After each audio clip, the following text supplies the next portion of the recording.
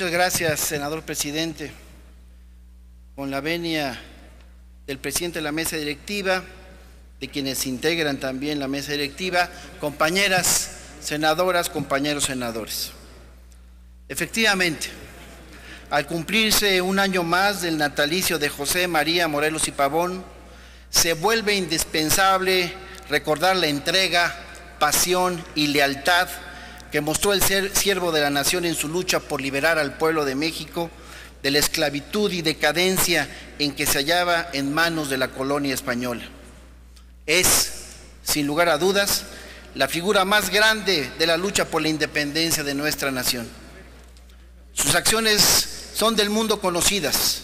La conciencia humanista que heredó en sus escritos son semillas germinales de nuestro actual sistema político mexicano.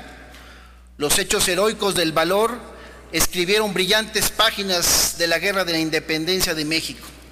Cabe recordar el acontecimiento como el que él vivió en el sitio de Cuautla durante 72 días, resistiendo junto a su ejército los embates de las fuerzas del virrey, y que al cabo de ese lapso solo fue incuantificable la pérdida económica del virreinato sin que se lograra acabar con Morelos. La contribución histórica de este general que deslumbró a Europa con su genio militar, tanto que el propio Napoleón sugirió en algún momento que con 5 Morelos conquistaría el mundo, se convierte en justificación plena para recordarnos que la deuda que tenemos frente a los hombres como él, de la talla moral que ostentó durante toda su vida, hoy adquiere singular importancia. Hoy debemos tener conciencia del legado entrañable que nos heredó Morelos.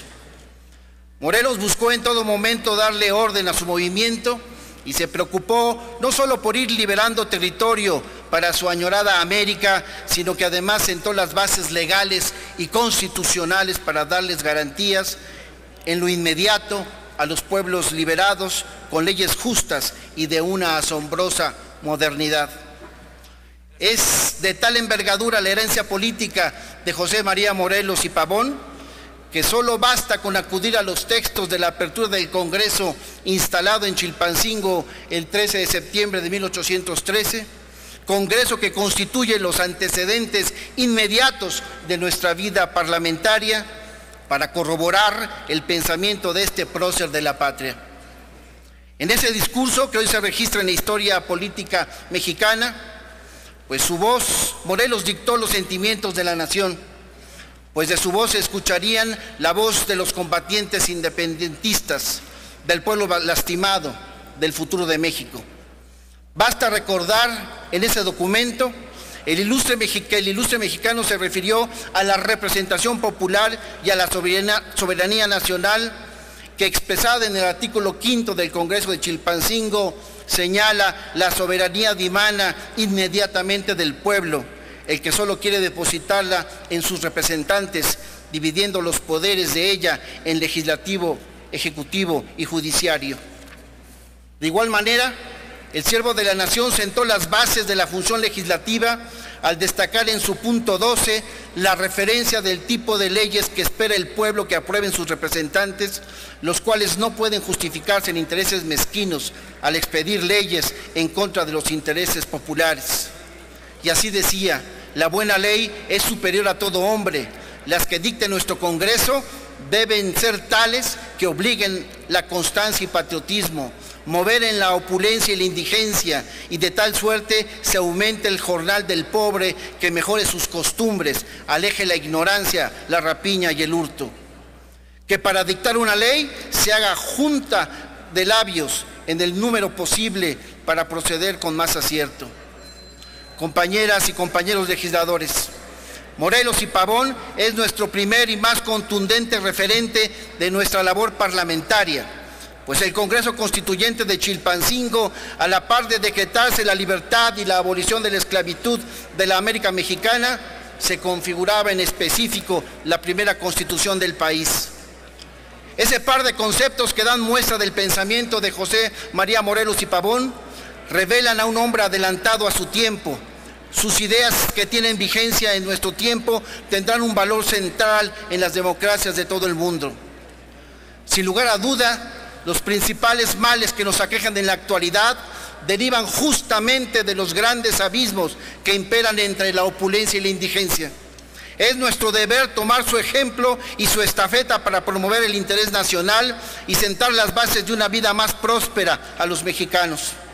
La unidad y el compromiso deben ser el motor que nos permitan lograr los cambios trascendentales para el fortalecimiento de los desafíos que impone la pobreza, la injusticia, la ignorancia y la corrupción, que son motivos por demás impostergables para refrendar nuestra lucha del día a día a favor de un México mejor. Hoy más que nunca se vuelve oportuno repensar a Morelos. No solo evocar la memoria política de pasajes históricos, es sin lugar a dudas inmiscuir su fortaleza e ideario patriótico en el imaginario colectivo. Renacer la obra y la acción del siervo de la nación resulta imperativo cuando los intereses mezquinos, como los que llama Morelos, pretenden desconocer y arrebatar las conquistas sociales del pueblo trabajador de México. La buena ley debe ser superior a todo hombre. Erradicar la opulencia, elevar la vida del jornalero, son parte de los sentimientos de la nación que parece que olvidó Felipe Calderón.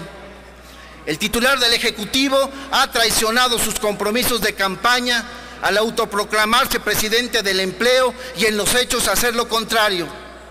Basta recordar dos sucesos que lo marcarán lo que queda de la investidura oficial como el peor presidente de México.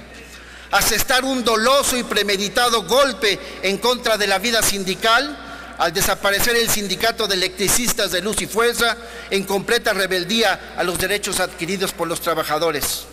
Señor senador, pido que se centre en el tema que nos ocupa, por favor. Asimismo, el oportunismo de quien habita la residencia de Los Pinos volvió a demostrarnos que de patriota no tiene nada.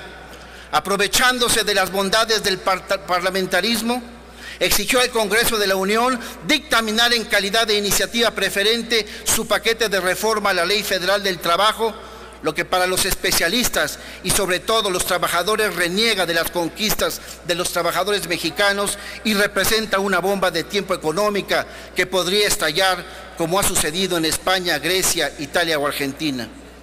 Si esa es la suerte que le depara a México con un gobernante de esa naturaleza, más valdría miles de Morelos en las calles.